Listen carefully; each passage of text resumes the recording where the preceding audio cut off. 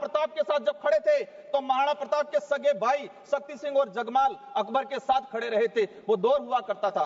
आज मैं बताना चाहूंगा कि देश का इतिहास उठा के देख लो, किसी भी पन्ने में बाहरी आक्रमणकारी से हर वो युद्ध हम लड़े हैं और जीते हैं जब हम धर्म में बट के नहीं, एक साथ मिलकर लड़े हैं। और हर माइक तो चालू है। धन्यवाद अध्यक्ष महोदय, आपने इस वक्फ बिल पर बोलने का जो अवसर प्रदान किया। मैं और मेरी पार्टी इस जो बिल लाया गया है उसका हम पुरजोर, आज 2 अप्रैल है और 2 अप्रैल का इतिहास आने वाले समय में उस हिसाब से पढ़ा जाएगा।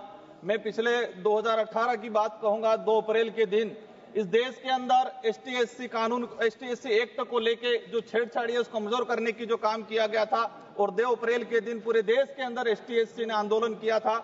उन जो शहीद हुए थे उस दौरान उन लोगों को भी मैं याद करना चाहूंगा। आज वही 2 अप्रैल के दिन, तो आने वाले समय में ST/SC मुस्लिम अल्पसंख्यक के लिए यह काला दिवस के रूप में जाना जाएगा।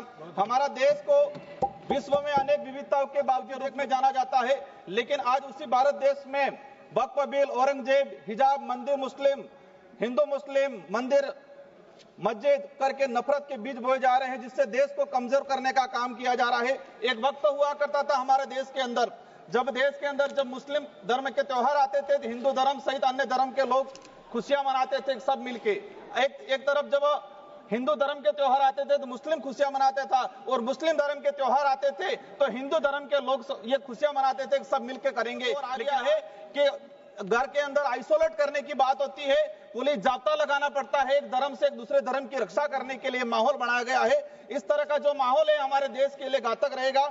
जब आज देश के अंदर देखा गया है कि भारत देश का अगर गौरवशाली इतिहास, जब मुस्लिम की बात आती है, हम धर्म में क्यों बांट रहे हैं? इस इतिहास के अंदर मुस्लिम धर्म का भी बहुत सारा योगदान रहा है। मैं 2 उदाहरण बताना चाहूंगा। खानवा का युद्ध हुआ राणा सांगा के साथ हसन खां मेवाती लड़े थे, और उस युद्ध, खानवा के युद्ध में 12,000 मुस्लिम मारे गए थे। मैं उस धरती से आता हूं। महाराणा प्रताप की जो धरती है उसके सेनापति थे हकीम खां सूरी, दूसरे सेनापति थे राणा पूजा भील, जो आदिवासी समुदाय से आते थे। और उस दौरान देखा गया है कि हकीम खां सूरी और राणा प्रताप के साथ जब खड़े थे तो महाराणा प्रताप के सगे भाई शक्ति सिंह और जगमाल अकबर के साथ खड़े रहे थे। वो दौर हुआ करता था। आज मैं बताना चाहूंगा कि देश का इतिहास उठा के देख लो, किसी भी पन्ने में बाहरी आक्रमणकारी से हर वो युद्ध हम लड़े हैं और जीते हैं जब हम धर्म में बट के नहीं, एक साथ मिलकर लड़े हैं। और हर वो युद्ध हम हारे हैं जिस वक्त हम धर्म में बट गए हैं, तो उस दौरान वो युद्ध हारे। इतिहास के हर पन्ने में देखा जाए कि जब धर्म में नहीं बटे हैं, हम एकजुट के लड़े हैं, तो बाहरी आक्रमणकारी को हमने भगाया है। लेकिन धर्म में बढ़ गए जहां, तो बाहरी आक्रमणी को नहीं भगा पाए। यही भविष्य में होगा। भविष्य में हमें विदेशी ताकतों से खतरा नहीं है। हमारे ही देश के अंदर हम लोग आपस में टकराव, आपस में नफरत पैदा हो जाएगी, दिक्कत करेगी। अंत में 1 मिनट में मेरी बात समाप्त करना चाहूंगा। वक्फ बिल किसी व्यक्ति द्वारा जिसका कोई वारिस नहीं हुआ करता था, वो दान दिया करता था समुदाय की भलाई के लिए। जो संपत्ति मुस्लिम समुदाय के धार्मिक सामाजिक कल्याण के लिए होती थी, आज आप सुनकर उसको व्यावसायीकरण किया जा रहा है।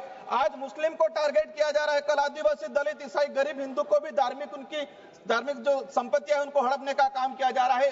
अध्यक्ष महोदय, भाजपा की सरकार जब झारखंड में सरकार थी, आपने वक्फ की तर्ज पे ही आदिवासी दलितों के जो पूजा स्थल थे उनकी जमीन को लैंड बैंक के रूप में उपयोग करने का जो काम किया था, और आदिवासी समुदाय ने इसका विरोध किया था।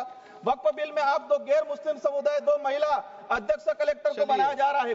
अच्छी बात है, महिलाओं का सम्मान करना चाहिए। लेकिन मैं ये भी कहना चाहूंगा कि देश के अंदर कई ऐसे हादसे आए हैं जहां हिंदुओं के मंदिर में महिलाओं को प्रवेश से भी वंचित किया जा रहा है।